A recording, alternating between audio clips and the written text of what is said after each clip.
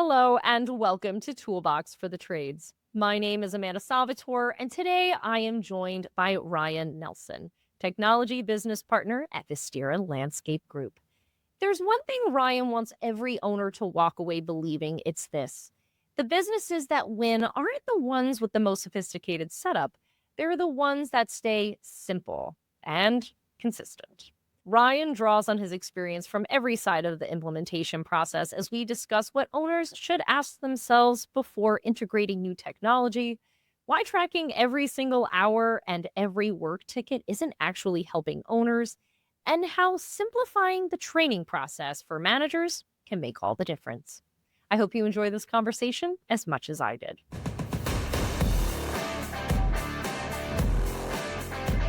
Ryan Nelson, you are the technology business partner at Visterra Landscape Group. And today we are going to be discussing how businesses can stay simple and find success in their software setup, their data, and their management. Welcome to Toolbox for the Trades.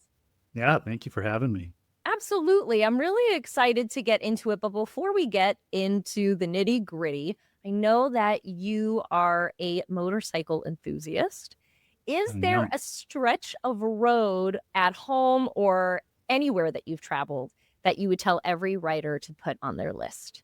Well, living in East Tennessee, you can't not talk about the Tail of the Dragon or the Charahola Skyway. So they're like renowned for the area that riders come out, whether you're in a car or a bike, and uh, and do it.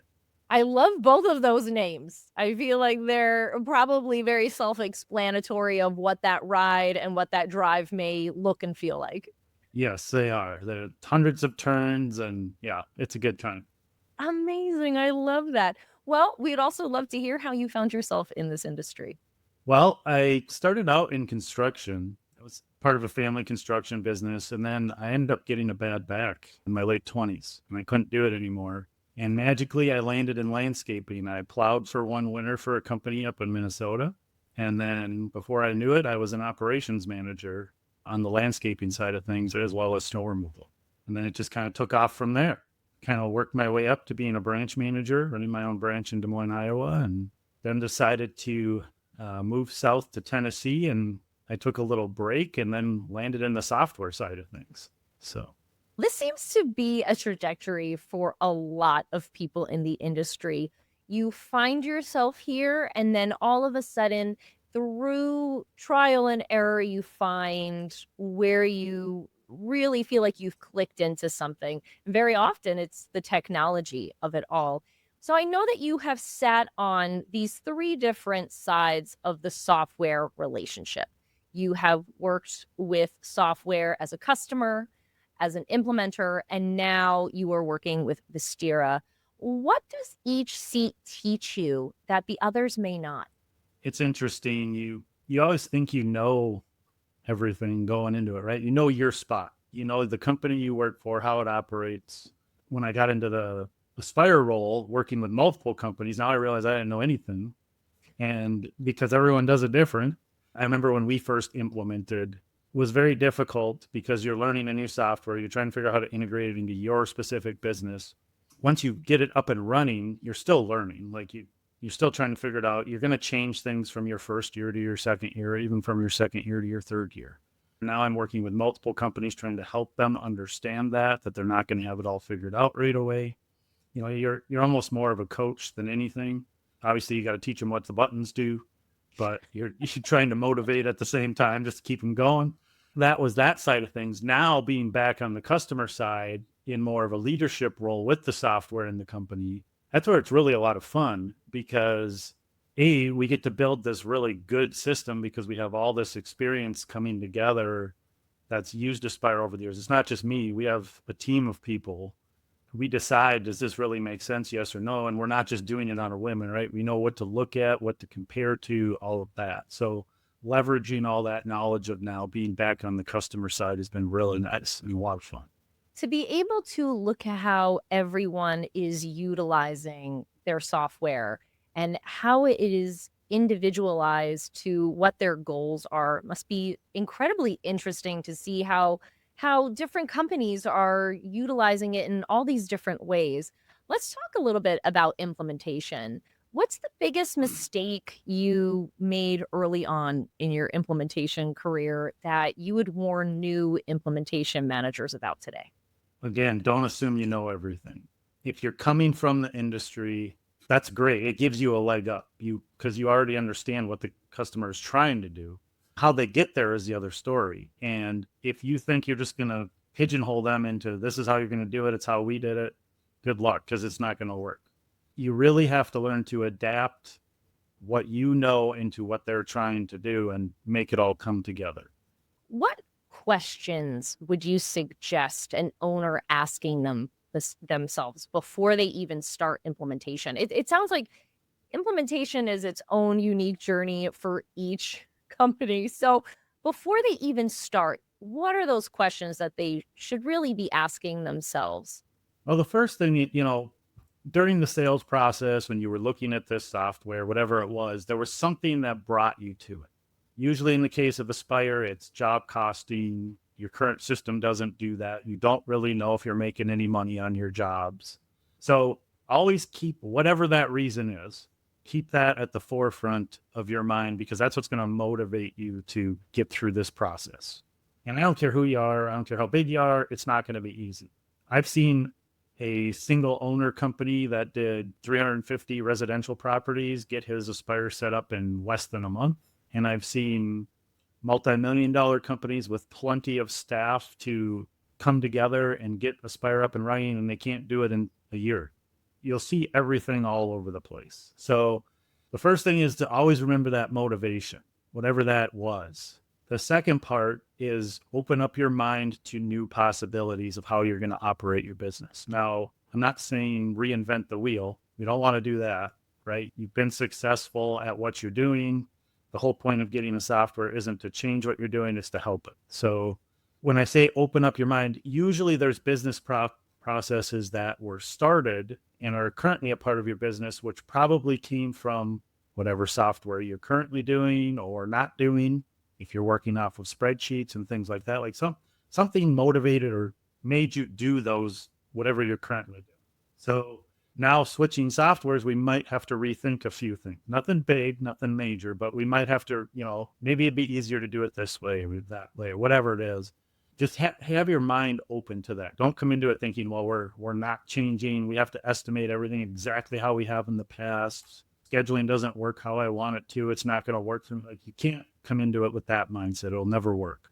So we're talking about what motivated you in the first place. What drew you to this software specifically, and keep that in mind, as well as keeping an open mind, not reinventing the wheel, but being willing to make the system work for you. And sometimes it might not necessarily be how you thought it would work out, but as long as we're getting that end result that you're looking for and have a goal in mind, it's going to be a bit easier of a process. And I think a third one is be willing to commit the time. It's not going to just happen overnight. Like I said, I've seen people do it in 30 days. I've seen people not be able to accomplish it in 6 months to a year. Like, you just have to be willing to put in that time to get it done.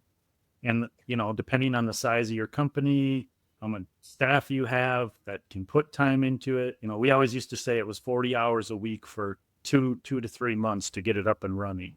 Whether that's one person doing that or 10, that's up to you as a business owner, but that's usually about what it took to get somebody live in the Aspire system. I have to ask, between the 30 days and the 6 months to a year, what's the deciding factor in how quick this implementation is going to take you? It's usually complexity of the business. How are you estimating? Do you try to capture every little thing, or are you like, what, we just need hours because that's what it takes for us to go get the work done? Some companies just throw hours at jobs. Some have some pretty basic like estimating kits. We can do 10,000 square feet an hour or whatever it is, and that's just what they go off of. But then you've got other ones that they really get down into the weeds of every little thing that's happening on the job. And it's not that it's a bad thing, but all of that takes time. if we have to set the system up to do that and then enter all that data into the system to do that, that's going to take a while. We are talking about this idea of keeping things simple and operating from a simplistic viewpoint if you can and when you can. And you've said that most successful companies scale by staying simple and consistent. What does an over engineered setup actually look like versus something on the more simple side that you are encouraging companies to scale down to?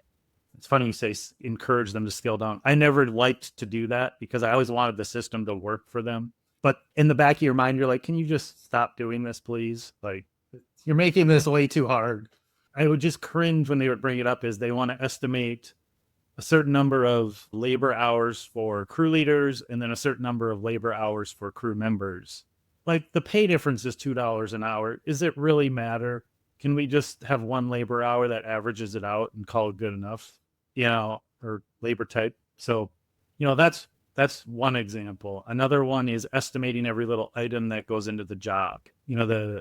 Like in a weekly maintenance visit, well, we're going to use 3 ounces of Roundup, and when we spray the beds, it's like, just call it an overhead cost and be done with it. I know that we want to track it and all that, and I get it, but at the end of the day, it's such a minuscule amount of cost. Can we just call it overhead? And, Aspire's designed to calculate our overhead for us. Let's utilize that part of the system and make our life a lot easier.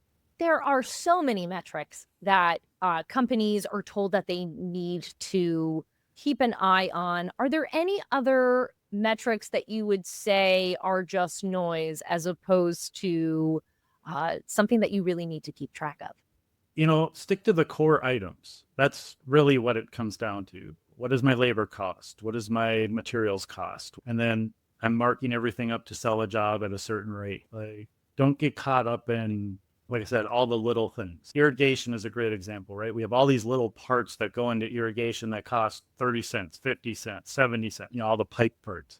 Just have a miscellaneous item and say, I'm going to need $20 in miscellaneous parts for this job, or $200 or whatever it is, and be done with it. It's all going to get costed to the job in the end. We're just trying to come up with a price. So, that's a lot of it is that you don't make your life harder than it needs to be. Try to make it simple. Think simple. When it comes to simplification of navigating through this software, you've pushed back on this instinct to track every hour and every work ticket. Why doesn't that level of detail actually help owners? You kind of already hit something like that, I feel like, but I did a little bit. Think back to prior to Aspire. Okay. They probably weren't tracking everything. Now they want to go into this hyper tracking mode where we got to know where every little thing goes. Good luck. Like, you got to take it baby steps. Let's get our jobs in how we've done them in the past, and let's build on that. So you always say when you're implementing Aspire, it takes 3 years. The first year is a disaster for almost everybody. Like, and not a bad disaster. It's just you're learning, right? You're learning how the system functions, how it tracks everything, how you put this here, how you cost there, whatever it is. Like, there's so much happening in Aspire that you're not used to. So the first year is a bumpy, right? The second year, you're doing pretty good. Now you've learned a lot. Everyone's kind of fallen into their place of their role, what they need to do in the system. Things are running fairly smooth. But then you still learn a lot that second year of, okay, we need to tweak certain things with our estimating, with our processes, with purchasing or invoicing or whatever it is. So that third year is really the year where you're dialed in and you're running pretty as smooth as you're probably going to get. And then it just goes from there. So, don't expect to start all of these new things right off of the bat. It's not going to happen. Everyone's going to get frustrated and you're going to fail at some things. And then morale goes down because you just can't do it. And now you're doubting the software. Like, it spirals on, and you don't want to do that. Yeah, it sounds like if you start from a complicated place, or you might not really be able to hone in on your why, then it can just, this snowball effect, everything's getting more complicated. And when you lose buy-in, that's where I feel like you can feel a lot of tension within your company as well. We just had an instance with us this week. Something went haywire in the system, and we had hours that didn't calculate correctly for payroll. And we had to our team had to go in and we had to fix all these hours from last week before payroll ran so the guys got paid correctly. And that's a big deal. Like I don't know if it's because I come from the field or whatever, but to me, the guys getting paid correctly is always like number one. Like we can't be missing hours. We can't have issues with that. So, we had to scramble and spend 3 hours Wednesday fixing that before hours went out for payroll. And it's not fun, right? And it's nobody's fault necessarily, but it's things you have to do. So you've got to take those kind of things into consideration. Like that's going to happen, but let's not take it further and shoot ourselves in the foot because we want to do something that just isn't going to work or make it really complicated. If you could give advice to someone who is starting implementation day one, what would it be? Be prepared to commit the time and don't sleep much. No. Drink a lot of coffee. Yes. No, usually it's just understand the time commitment. When the implementation manager tells you 40 hours a week, it's 40 hours a week. Like there's no getting around it. Buckle up, get ready, and get some caffeine, it sounds like. Yep. You also have another hot take. It's not just these metrics, but it's about managers, that there is a bit of a training gap when it comes to managers. What does this gap actually look like day to day? I think it's different for everybody in the industry in general, right? We hire people and call it what it is. It's the Wild West. When the guys get there in the morning until they leave at night, you never know what's going to happen. I mean, you've got equipment that doesn't want to start in the morning. You've got guys that don't show up for whatever reason. You've got weather, right? That's a factor in our business. All these things are happening. I want to say it's controlled chaos. I hope it's controlled. It's really hard to, whether it's a field person or even an operations manager, or maybe an account manager, it is so hard to give them the time that they need to really train them just because there's so much happening all the time. And usually we're hiring someone because we need the help and we're already tapped for time as it is. A lot of times, even at the management level, you kind of get thrown to the wolves and here you go, have at it, and hopefully they have some experience, right? So that it's not too crazy, but they still have to learn how we do business, right? How our company does business. So wherever they came from probably was not the same. In fact, I'd almost guarantee it wasn't. Really helping them learn how we do things, our processes. Yeah, being an account manager is being an account manager. It's almost the same job no matter where you go, right? But our internal steps to being that account manager are probably different than the company they came from. Maybe they've grown up in our company and we've promoted them. Well, they understood whatever their previous role was. They don't understand what their next role is. So again, we still have to train them. We may think, well, they've been here forever. They know what we do. It's not a big deal. Well, again, good luck because they don't know what they need to do for their new job. So it just comes down to being able to spend that time with them. Maybe we have some documented trainings in place. That would be awesome. There's just such a lack of training and it's always learn on the fly no matter what you're doing. And it just makes it tough. It's not anyone's fault. It just makes it really hard. Well, you said it's the Wild West every day. You walk in, you don't know what's going to happen, and inevitably there's going to be 3 or 4 problems before you even open up your email. So what would be your advice to that manager, boots on the ground, and they are in the thick of it with minimal training? Ask a lot of questions. No one's going to come to you and just provide information, right? Usually there has to be either a problem or a question asked to get somebody to open up to you about something. So come into it with, you know what, I'm going to annoy the crap out of you guys, but I need answers because I need to know how to do my job. That's okay. Like, yeah, they might not like you for a while, but you've got to be successful for yourself. So, and do a good job. And the only way, you might be able to get that information is to ask a lot of questions. And that goes for any position. I don't care what it is. When I was an implementation manager, and I still do it today with When we partner with a company, when we come in to do a lot of fact finding or, learn about the business, figure out how they're doing things, it's just all it is questions. I need to know how you do things in order to actually train you on what you need to do with the system and make sure we even can set it up right. And all it is asking questions. It's not rocket science. It's just, how do you do this? How do you do that? Who handles this? Who handles that? It's no different in the ops or account management side of the world. You just got to learn how everybody operates. And then that'll just help you do your job that much better.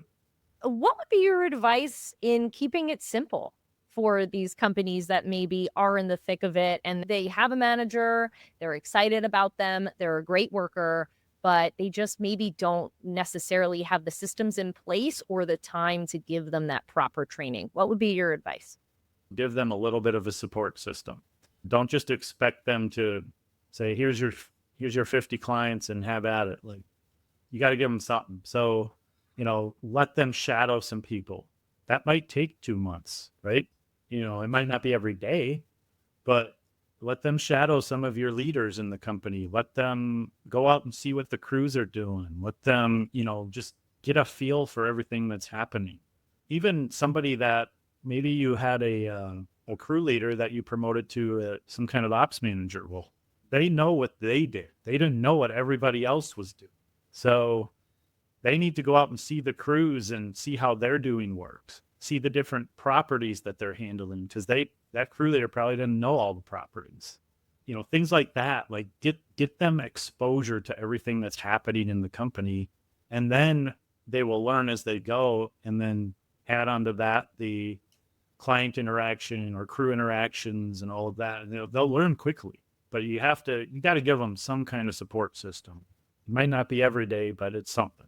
When it comes to technology, I want to shift to what's kind of coming down the pipeline and what's getting you excited. But let's keep simplicity in mind. I know that AI, everyone is assuming that they have to partake in AI. They are learning it. It is the hot button topic for 2026 and beyond. So with simplicity in mind, how do you view AI and all of these new tools coming down the pipeline?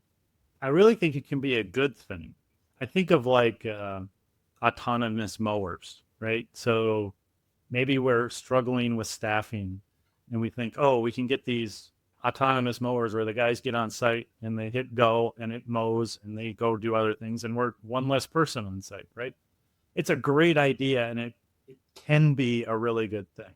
My worry is it's technology. Do I now have to hire a special mechanic to operate? When it goes down, how do I replace that? I now don't have the employee. So how do I get the job done on time if it goes down? Like that's where my head goes. Yeah. Same thing with the software. I think there's a lot of good things it can do in the software. I just don't want to make it more complicated. I know Aspire's rolling out the purchase receipts. Basically, you take a picture of it and it creates the receipt in Aspire.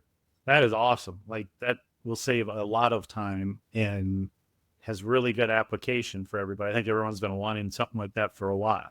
That's a great thing. As far as other like AIs they're trying to introduce to the system, I'm not super aware of anything else right now. I know they're working on some things, but I don't know what's coming up. I think it can do a lot of good things. I think maybe need to temper expectations a little bit, make sure things actually make sense to happen. And any technology like that, it should be making your business run smoother and easier, right? So really reflect on that. Is it really doing that? It should, right? That's the whole point. Yeah. We hope. But, just really kind of, if you're somebody that's new into Aspire or really thinking about it, weighing the pros and cons of getting into something like Aspire, again, start simple. You're not coming into the software with, I'm going to use every feature it offers. Don't even try, because you're going to fail and you're not going to be happy with it. Come in with the basics, learn the basics, and then grow on it from there. Amazing advice. Ryan Nelson, thank you so much for coming on Toolbox for the Trades.